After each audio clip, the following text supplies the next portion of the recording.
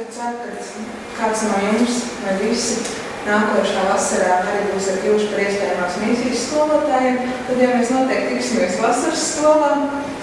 un risināsim nākošos izaicinājumus skolēnus un mēģināsim palīdzēt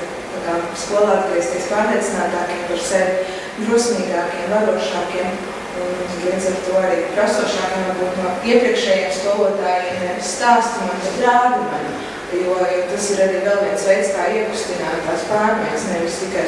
gaidīt no skolotāja, bet skolēns vai iet un prasa skolotājiem. Jo bieži skolēns nav redzējis neko citu, kā tikai lekciju, līdz ar to viņš nezina, ka var mācīties citādi. Iespējamā misija ļauj jums dot skolēniem un caur pieredzi skolā strādājot skolā un esot iespējamā misijā, cik daudz iespējamā misija spēj dot saviem dalībniekiem, jo tās domas un idejas raisās tajā procesā, un vasaras skola ir tikai viena no iespējām,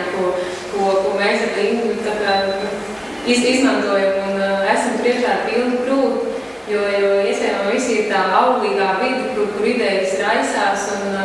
nepārtraukti apmainoties ar tām arī dzimst jaunas labas idejas, kā īstenot un kā pa vienam dienu tikai plēst plašumā to mūsu ideju un ļaut tām lietām notikt ātrāk.